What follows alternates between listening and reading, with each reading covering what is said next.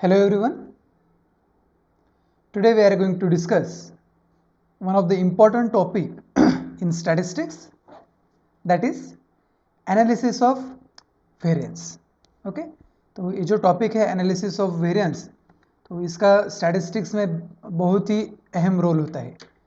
ठीक है, मतलब कि कई सारे सब्जेक्ट है स्टैटिस्टिक्स में जिनमें हमें टेस्टिंग प्रोसीजर करना होता है.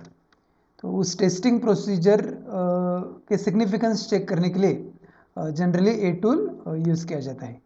आज के लिए हम जो डिस्कस करेंगे वो मीन के करस्पॉन्डिंग डिस्कशन होगा. ठीक है, लेकिन ये जो टूल है, this is a statistical tool which is used in the wider way, in the wider range for testing the significance. Okay, so let's start the session. So this analysis of variance is, first of all, we will write its term. So analysis of variance is, what is this analysis of variance? It is the statistical tool. Analysis of variance is a statistical tool. Analysis of variance. This is a statistical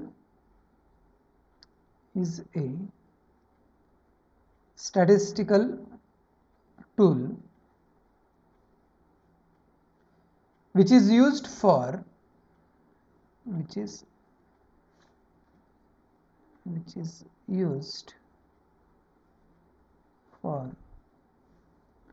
tests of significance, for tests of significance. तो आज के lecture में जो हमारा discussion होगा कि analysis of variance हमें किस चीज़ के लिए यूज़ करना है.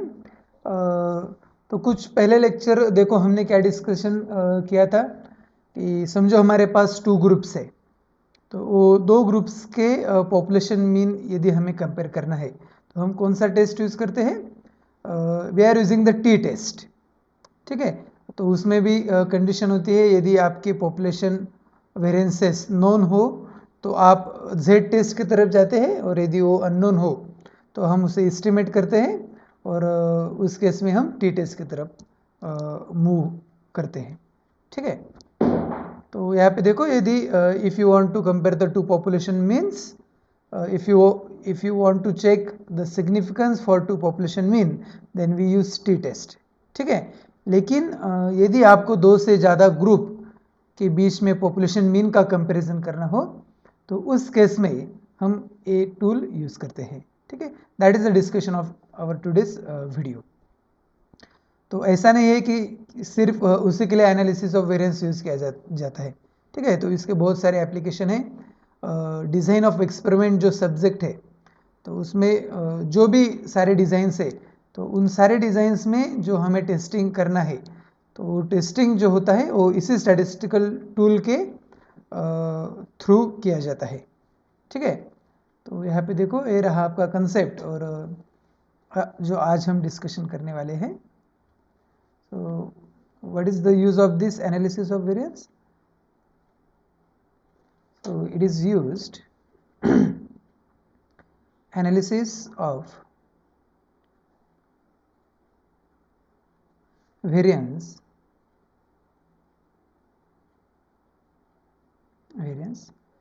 is used to test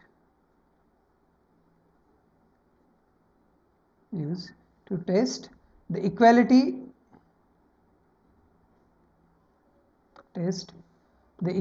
of more than 2 population means.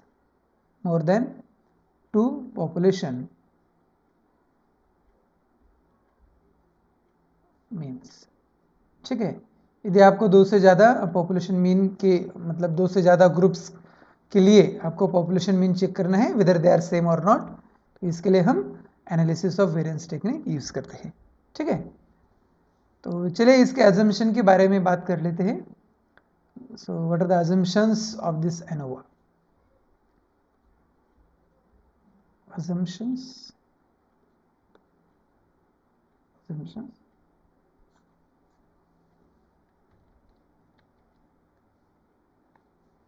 तो सबसे पहला assumption है हमारे जो भी ऑब्जर्वेशन है, जिस डेटा के लिए हम ए टूल अप्लाई करना चाह रहे हैं, वो जो हमारा डेटा है ऑब्जर्वेशन कैसे होने चाहिए, इंडिपेंडेंट होने चाहिए। ठीक है, so the observations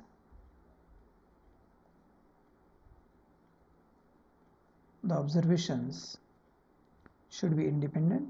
The observations are independent. Second one, जो हम डेटा ले रहे हैं, जिस पॉपुलेशन से ले रहे हैं उसका जो डिस्ट्रीब्यूशन है वो नॉर्मल चाहिए। ठीक है, सो द पेरेंट डिस्ट्रीब्यूशन और the parent population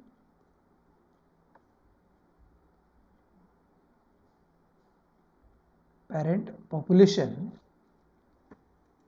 minute, okay, so the parent population from which observations are taken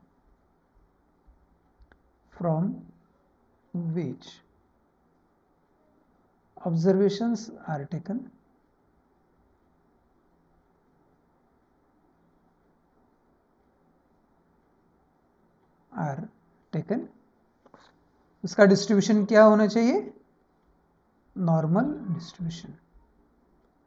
okay, so third one,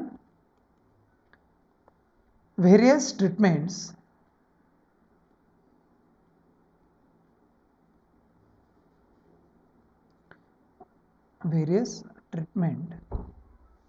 and environmental effects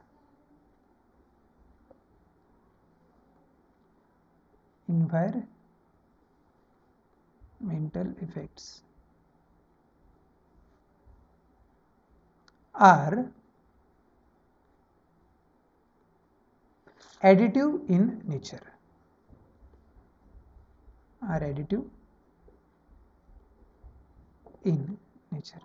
ठीक है, इसका जो मीनिंग है, ये हम जब एनोवा टेबल आपको एक्सप्लेन करके मैं आपको बताऊंगा तो उस समय ये अजम्पशन आपको एक्सप्लेन करवाऊंगा। ठीक है, तो ये रहे आपके अजम्पशन। तो चलिए अब बात करते हैं कि एनोवा के लिए आपका जो टेबल रहेगा वन वे एनोवा, इस वीडियो में हम बात कर रहे हैं वन वे एनोवा की। तो वहाँ पे आपका वन वे एनोवा होता है, टू वे एनोवा भी होता है। ठीक है, तो आज के वीडियो में हम बात कर रहे हैं वन वे एनोवा की। तो अब हम बात करेंगे कि उसके लिए जो आपका डेटा रहेगा वो किस वे से रहेगा और उसके लिए जो टर्मिनोलॉजी है वो हम उसके बारे में अब बात करेंगे। ठीक है,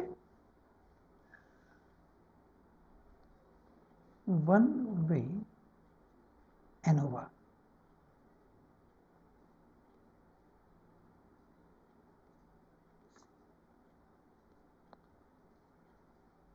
समझो आपको के ग्रुप्स कंपेयर करना है तो उसे क्लासेस कहा जाता है। ठीक है, suppose you want to compare the k groups 1 2 up to k. ठीक है, उसके लिए ऑब्जर्वेशंस देखो कैसे लिखे जाते हैं। ऑब्जर्वेशंस यहाँ पे देखो ऐसे जरूरी नहीं है कि पहले ग्रुप में जितने ऑब्जर्वेशन है दूसरे ग्रुप में भी उतने ही चाहिए, केत ग्रुप में भी उतने ही चाहिए, ऐसा नहीं है। ठीक है, हर एक ग्रुप में आपका ऑब्जर्वेशन का जो नंबर है वो डिफरेंट आ सकता है।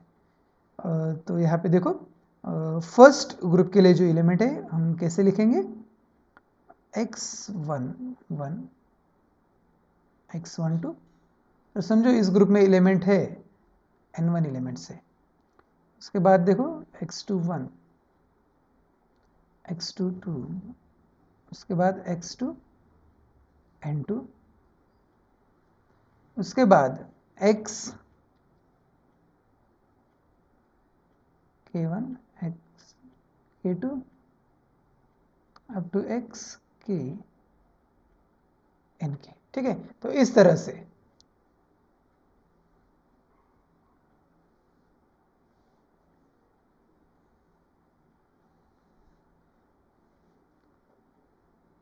तो यहाँ पे देखो क्लास साइज क्या होगी हमारी, फर्स्ट ग्रुप में कितने एलिमेंट थे n1, सेकंड में n2, तो इसी तरह से nk। ठीक है, इसके लिए देखो एक नोटेशन है,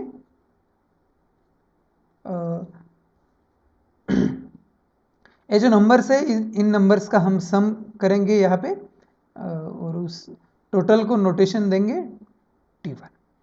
ठीक है, so T1 is the sum of all this observations, T2 is sum of the observation in the second class and so on. ठीक है, उसके बाद हर एक ग्रुप के लिए हम मीन्स निकालेंगे। सो x1 bar this is the mean for the first group, x2 bar this is the mean for the second group and so on. xk bar this is the mean for kth group. ठीक है, तो यहाँ पे देखो first group में n1 element है, second में n2, तो इन सब का यदि आप सम करोगे तो आपको क्या मिलेगा, टोटल नंबर ऑफ एलिमेंट्स। ठीक है, पूरा जो हमारा डेटा है उसमें कितने टोटल ऑब्जर्वेशंस है, तो this is nothing but your summation of n है, where i is equals to 1 to k, और इसका जो नोटेशन है दैट इज कैपिटल N। ठीक है, और ये सारे टोटल का टोटल जो हम करेंगे summation t i equals to 1 to k, इसके लिए नोटेशन है G। ठीक है, कुछ बुक्स में कैपिटल G होता है, कहीं पे कैपिटल T होता है। ठीक है, तो इन दोनों में से आप कुछ भी यूज़ कर सकते हो। तो इस वीडियो में हम जो आज बात कर रहे हैं उसके लिए हम T लेंगे। ठीक है, तो यहाँ पे देखो ये रहा आपका नोटेशंस एंड टर्मिनोलॉजी।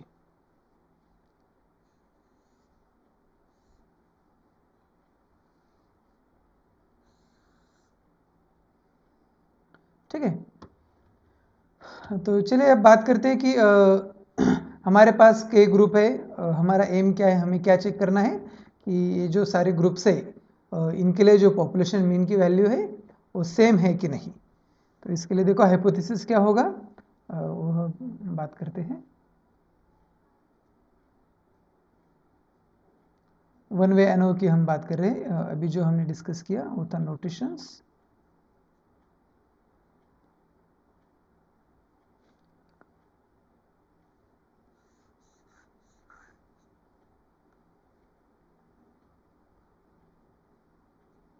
वन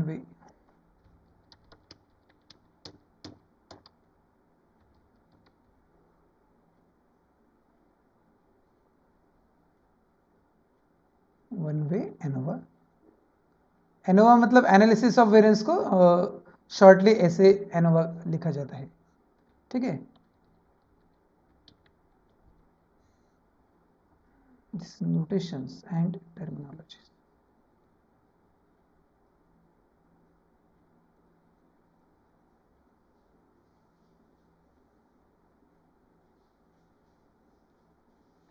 ठीक है, तो अब देखो डिस्कस करते हैं कि इसके लिए हाइपोथेसिस क्या होगा। तो नल हाइपोथेसिस क्या होगा हमारा,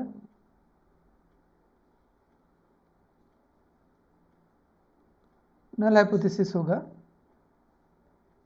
H not μ1 is equals to μ2 is equals to up to μk versus H1 होगा all mu i's are not equal, all mu i's are not equal। ठीक है, तो इस तरह से हमारा नल और अल्टरनेटिव हाइपोथेसिस हम इस केस में चेक करते हैं। ठीक है, तो ये रहा हमारा अल्टरनेटिव।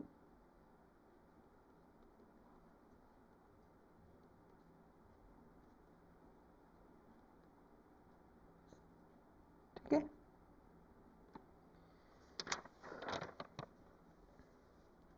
तो चले तो ये तो रहा हमारा hypothesis, null hypothesis and alternate hypothesis. तो किसी भी हाइपोथेसिस को टेस्ट करने के लिए एक टेस्ट स्टैटिस्टिक की हमें ज़रूरत होती है। तो इस केस में टेस्ट स्टैटिस्टिक जो हमारा रहेगा उसका जो डिस्ट्रीब्यूशन रहेगा वो एफ होता है, ठीक है। तो उसका टेस्ट स्टैटिस्टिक का जो फॉर्मूला है वो ऑब्टेन करने के लिए या फिर उसे वो फॉर्मूला मिलने के लिए हमें एक एनोवा टेबल की ज़रूरत होती है, ठीक है। तो उस एनोवा टेबल के पहले टेस्ट स्टैटिस्टिक के लिए लगने वाली जो चीज़ें हैं वो कुछ चीज़ें यहाँ पे बात कर लेते हैं, ठीक है। कैलकुलेशन ऑफ टेस्ट स्टैटिस्टिक,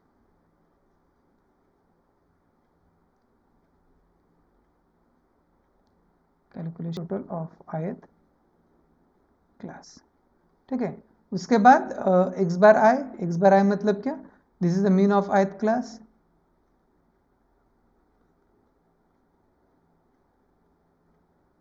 ठीक है। और x double r is this is the grand और overall mean, grand mean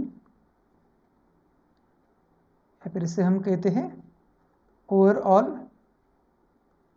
mean, ठीक है।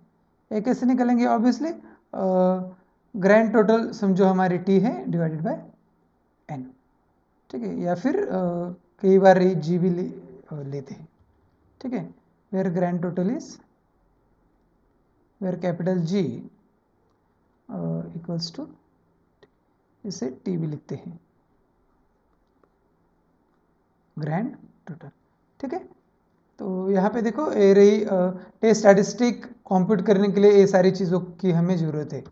तो चलिए अब टेस्ट स्टैटिस्टिक का फॉर्मूला लिख लेते हैं और उसके बाद एनोवा टेबल का डिस्कशन करेंगे। यहाँ पे देखो टेस्ट स्टैटिस्टिक का फॉर्मूला है, टेस्ट स्टैटिस्टिक इज, इसका डिस्ट्रीब्यूशन है f and it is equals to MST upon MSE which follows f with k minus 1 multiplied by n minus k, ठीक है। तो अभी MST क्या होता है, MSE क्या है, तो ये सारी चीज़ें आपके एनोवा टेबल में डिस्कस होंगी, ठीक है। तो अब हम बात करेंगे एनोवा टेबल की।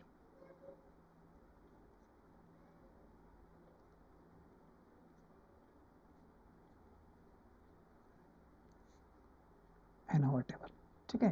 तो इसमें देखो एनोवा टेबल कैसे लिखा जाता है, सबसे पहले हम लिखते हैं source of variation, S dot V का मतलब है सोर्स ऑफ वेरिएशन,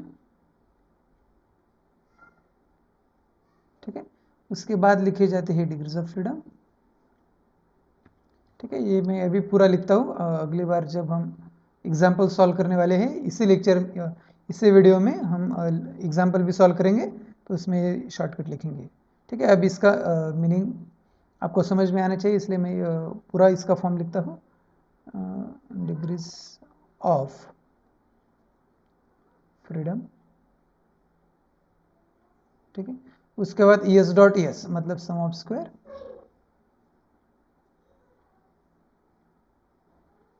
ठीक है। उसके बाद मीन सम ऑफ स्क्वायर्स,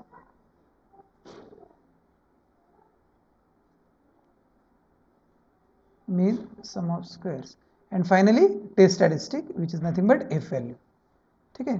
तो इसी के नीचे में यहाँ पे देखो शॉर्ट फॉर्म्स लिखते हैं इनके, source of variation, degrees of freedom, sum of square, mean sum of square, ठीक है। यहाँ पे देखो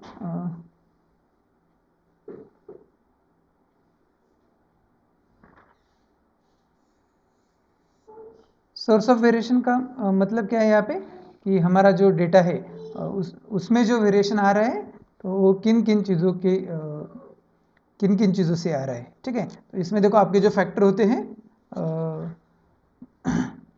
विद इन एंड बिटवीन ऐसे होता है, ठीक है। तो between this is a treatment, source of variation treatments, जिससे कहते हैं between group variation, between group variation, ठीक है। उसके बाद error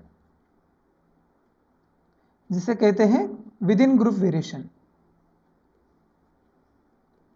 with in group variation, ठीक है। और उसके बाद टोटल वेरिएशन,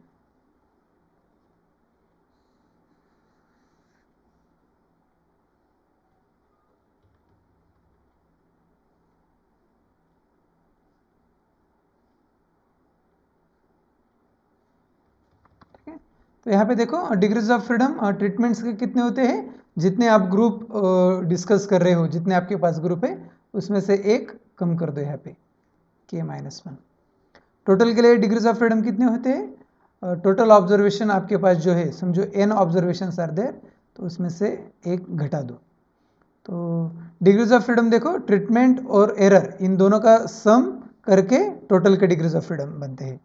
तो ये जो थर्ड अजम्पशन था हमारा यहाँ पे कि various treatment and environmental effects are additive in nature, तो यही है कि आपके डिग्रीज ऑफ फ्रीडम जो है they are additive in nature, और उसी वे से आपके सम ऑफ स्क्वायर भी जो है they are also additive in nature, ठीक है।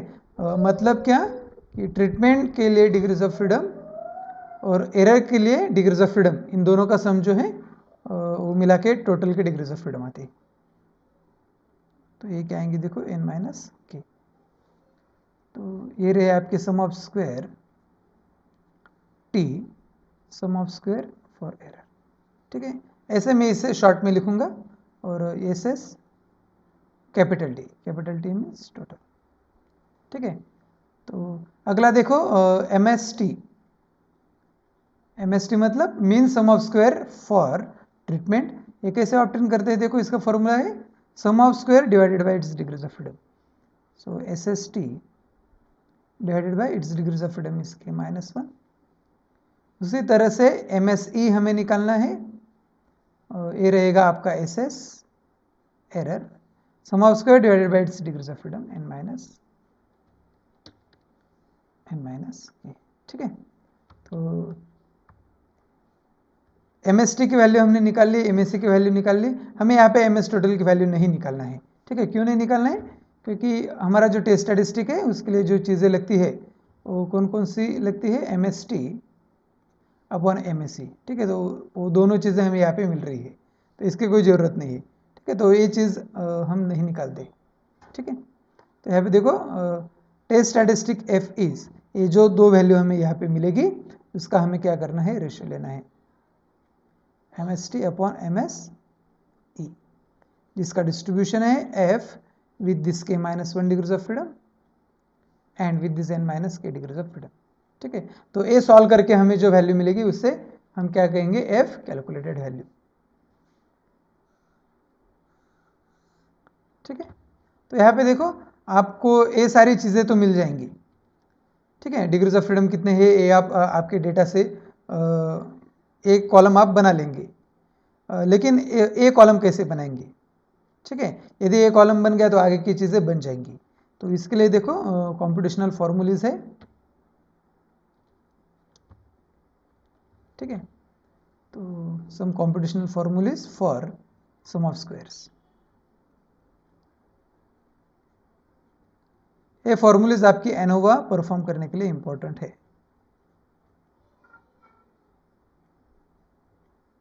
कॉम्पिटिशनल फॉर्मूलीज, ठीक। तो यहाँ पे देखो SS sum of square for treatment,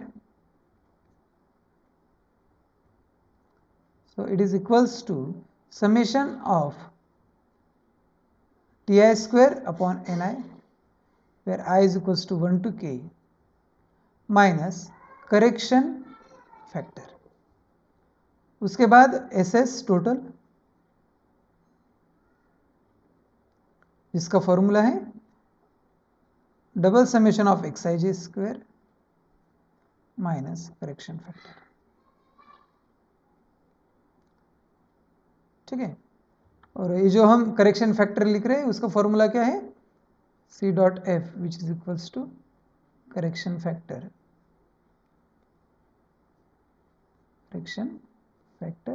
जिसका फॉर्मूला है G स्क्वायर अपॉन N, ठीक है। इसके केस में हम क्या नोटेशन ले रहे हैं, T स्क्वायर अपॉन N, ठीक है, where this G is grand total, G और this T is grand total. ठीक है, तो हमें हमारा जो डेटा दिया हुआ है उस डेटा से ये चीज़ें निकालनी है। एक बार आप एस स्टेटमेंट निकाल लो, एस टोटल निकाल लो, तो उसके बाद आप एस एरर निकाल सकते हो। एस एरर कैसे निकलेगा? these are the additive in nature, so SS error is SS total minus SS treatment, ठीक है, because source of variation these are also additive in nature, ठीक है। तो यही फॉर्मूलेज हमें यूज करना है जिसके जरिए हम एनोवा सॉल्व कर सकते हैं, ठीक है। आई होप आपको ये इसकी थ्योरी प्रोसीजर समझ में आई होंगी। तो ये सारे जो हमने यहाँ पे फॉर्मूलेज लिखे हैं, जो थ्योरी है, एक एग्जाम्पल लेंगे और ये सारी चीज़ें हम अप्लाई करेंगे, ठीक है। तो यहाँ पे देखो हमने टेस्ट हाइपोथेसिस लिया, टेस्ट स्टैटिस्टिक की वैल्यू निकाली, ये सॉल्व करके आपको जो मिलेगा वो एफ कैलकुलेटेड वैल्यू रहेगी, ठीक है। तो कंक्लूजन कैसे देंगे? देखो कंक्लूजन क्या है,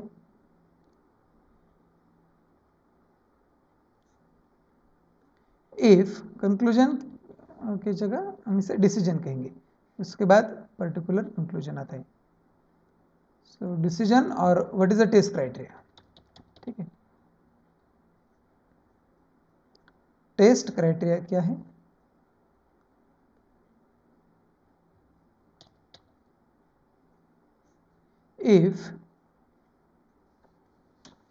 if what? F calculated value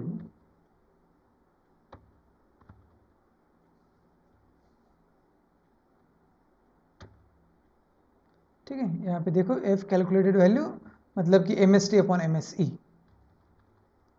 ठीक है, which is equals to MST upon MSE। if it is greater than F table value, F table value क्या है? F k minus 1 comma n minus k comma alpha, where alpha is level of significance, ठीक है, where alpha is level of significance, then we reject H naught, then we reject H naught, comma accept otherwise, ठीक है। तो यदि आपका calculated value table value से greater आएगा तो हम कहेंगे कि हमारा हाइपोथेसिस रिजेक्ट हो रहा है, otherwise we say that the H naught is accepted. What is the meaning of H naught is accepted? मतलब हम जो सारे ग्रुप्स ले रहे हैं तो उनके मीन जो है दे आर सेम, ठीक है। It means they do not differ significantly, they are the same, and if H naught is rejected then all means are not equal, ठीक है। तो इस लेक्चर इस वीडियो में हम इसकी थ्योरी में हमने थ्योरी के बारे में डिस्कशन किया। तो अगले वीडियो में, अगले लेक्चर में हम डिस्कशन करेंगे और इसका एग्जाम्पल सॉल्व करेंगे, ठीक है। तो इस वीडियो में बस इतना ही। आई होप आपको सारी चीज़ें समझ में आई होंगी। So thank you.